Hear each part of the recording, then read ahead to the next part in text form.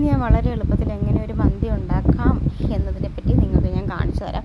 ആദ്യം ഞാൻ ചിക്കൻ കഴുകി വൃത്തിയാക്കി എല്ലാം വെച്ചേക്കാണ് കേട്ടോ. എന്നിട്ട് മഞ്ഞൾപ്പൊടി ഞാൻ ഓൾറെഡി ഇട്ടായിരുന്നു. പിന്നെ ഒരു ബ്ലാക്ക് ലെമൺ ഇട്ടു, പിന്നെ മാഗി ക്യൂബ് ഇട്ടു, പിന്നെ നമ്മുടെ ഈ ഒരു മിക്സഡ് ഇത് വരില്ലേ, എന്താണ് പറയുന്നത്, വലിയ മസാലക്കൂട്ട് നമ്മൾ ബിരിയാണിയൊക്കെ ഉണ്ടാക്കാൻ എടുക്കുന്നത്, അതിലെ കുറച്ച് സാധനങ്ങളെല്ലാം ഇട്ടു. എല്ലാം കൂടെ മിക്സ് ചെയ്ത് ഇനി ഞാനാണെങ്കിൽ ഇതൊരു കുക്കറിലേക്ക് ഇടുകയാണ് കേട്ടോ. കുക്കറിലേക്ക് ഇട്ട് ഒരു വിസിലടിച്ചൊന്ന് വേവിച്ചതിന് ശേഷം മാത്രമേ ഞാനത് ഫ്രൈ ചെയ്യാൻ എടുക്കുകയുള്ളൂ.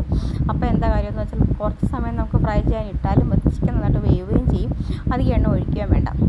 ഇത് ഞാനിപ്പോൾ ഒരു ടീസ്പൂണോളം ഏകദേശം സൺഫ്ലവർ ഓയിലും കൂടി ഇതിൻ്റെ കൂട്ടത്തിൽ ആഡ് ചെയ്തിട്ടുണ്ട്. നന്നായിട്ട് എല്ലാം ഒരു വട്ടം കൂടെ മിക്സ് ചെയ്ത് കഴിഞ്ഞിട്ട് നമുക്കിത് കുക്കറിൽ വെച്ച് വേവിക്കാം. ആ സമയത്ത് റൈസ് പ്രിപ്പയർ ചെയ്യുകയാണ് ഞാൻ കേട്ടോ.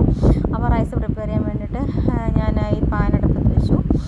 സാമാന്യം ഇച്ചിരി വലിയ പാൻ വേണ്ട മക്കൾ കേട്ടോ. ഞാനൊരു ഏകദേശം ഒരു 1.5 കിലോളം അരി ഞാൻ ഉണ്ടാക്കുന്നുണ്ട്. അപ്പോൾ അതുകൊണ്ട് സാമാന്യം ഒരു വലിയ പൊട്ട് തന്നെയാണ് ഞാൻ എടുത്തതിൽ വെച്ചേക്കുന്നത്. അത് നന്നായിട്ട് ഡ്രൈ ആയതിനു ശേഷം അതിലേക്ക് ഞാൻ കുറച്ച് സൺഫ്ലവർ ഓയിൽ ഒഴിച്ചു. ശരിക്കും പറഞ്ഞാൽ നല്ല രീതിയിൽ സൺഫ്ലവർ ഓയിൽ ഒഴിക്കുകയാണെന്നുണ്ടെങ്കിൽ ഈ റൈസിനെ ഇങ്ങനെ ഒട്ടിപ്പിടിക്കില്ല. പക്ഷേ നമ്മുടെ ഹെൽത്തും കൂടെ തന്നെ നോക്കണമല്ലോ.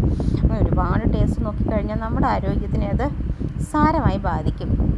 അതുകൊണ്ട് ഞാൻ വളരെ കുറച്ച് മാത്രമേ ഒഴിച്ചുള്ളൂ. പിന്നെ നമ്മുടെ പറഞ്ഞില്ല ബേ ലീവ്സ്, പിന്നെ കറുകപ്പട്ട, അതിനകത്ത് കിടക്കുന്ന കുറേ സാധനങ്ങൾ, അതെല്ലാം വളരെ കുറച്ച് അളവിൽ മാത്രം. ഒരുപാട് മസാല മുന്നിൽ നിൽക്കരുത് കേട്ടോ മന്തിക്ക്. അതിട്ടു. പിന്നെ കുറച്ച് പെരിഞ്ചീരകം ഇട്ടു. പെരിഞ്ചീരകം ഇട്ടതിൻ്റെ ഇരട്ടി ജീരകം ഇട്ടു. ഇത്രയും ഇട്ട് ഒന്ന് ജസ്റ്റ് ഒന്ന് മൂപ്പിക്കണം. ജസ്റ്റ് ഒന്ന് മൂത്ത് കഴിയുമ്പോഴത്തേക്ക് പിന്നെ ഒരു ക്യാപ്സിക്കം മൊത്തത്തിൽ അരിഞ്ഞ് വെച്ചിട്ടുണ്ടായിരുന്നു. ക്യാപ്സിക്കം 1, 2, 3 എത്ര വേണേലും ഇടാം. നിങ്ങളുടെ ടേസ്റ്റ് അനുസരിച്ച് നിങ്ങൾക്ക് ഇടാം. ഞാനിവിടെ ഒരു ക്യാപ്സിക്കമേ അരിഞ്ഞിട്ടുള്ളൂ. ഒന്ന് ജസ്റ്റ് ഒന്ന് ഫ്രൈ ആക്കിയതിന് ശേഷം മറ്റേ ഇപ്പോൾ കാണിച്ച വെള്ളം ഉണ്ടല്ലോ, നമ്മുടെ ചിക്കൻ്റെ സ്റ്റോക്കാണ് കേട്ടോ. ചിക്കൻ വെന്ത വെള്ളം ഞാൻ ഊറ്റിയെടുത്ത് വെച്ചതാണ്. അത് ഞാൻ ഇതിലേക്ക് ആഡ് ചെയ്തു. ഞാൻ പറഞ്ഞു 3 കപ്പ് അരിയാണ് ഞാൻ എടുത്തിരിക്കുന്നത്. അപ്പോൾ അതുകൊണ്ട് ഞാൻ തൽക്കാലം 3 കപ്പ് അരിയിലാണ് ഇത് വേവിക്കുന്നത്. ശരിക്കും പറഞ്ഞാൽ ഒരു 4.5 കപ്പ് വെള്ളം വേണം. ഞാനിപ്പോൾ ഒരു 3 കപ്പ് ഒഴിക്കുന്നുള്ളൂ. പിന്നെ ഞാനൊരു നാരങ്ങ ഓൾറെഡി അതിനകത്ത് ഉണ്ടായിരുന്നു. പിന്നെ ഒരു ബ്ലാക്ക് ലെമൺ കൂടെ എക്സ്ട്രാ ഇട്ടു. പിന്നെ ഞാനൊരു തക്കാളി ഒന്ന് അരച്ച് പേസ്റ്റ് പോലാക്കി അതും ഇതിൻ്റെ കൂട്ടത്തിൽ ചേർത്തു. അതിനിടയ്ക്ക് ഞാൻ അരിയൊക്കെ കഴുകി വെച്ചിട്ടുണ്ടായിരുന്നു. ആ അരിയും കൂടെ വെള്ളം തിളച്ച് കഴിഞ്ഞപ്പോൾ അതിലേക്ക് ഇട്ടു. വളരെ എളുപ്പമാണ് കേട്ടോ ഉണ്ടാക്കാനായിട്ട്. കടയിൽ വെക്കുന്ന അതേ ടേസ്റ്റ് തന്നെ നമുക്ക് കിട്ടും. പിന്നെ നമുക്ക് വിശ്വാസമായിട്ട് കഴിക്കാമല്ലോ. നമ്മളിതിനകത്ത് വേറെ ചേരുവകളൊന്നും ചേർത്തിട്ടുമില്ല. അതേപോലെ തന്നെ നല്ല വൃത്തിയായിട്ട് നമ്മൾ കഴുകിയൊക്കെയാണ് ഉണ്ടാക്കുന്നത്. ഇപ്പോൾ മന്തി ഏകദേശം റെഡി ആയിട്ടുണ്ട് കേട്ടോ. അത് നമ്മൾ എല്ലാ ബസ്മതി റൈസാണ് ഞാൻ യൂസ് ചെയ്തേക്കുന്നത്.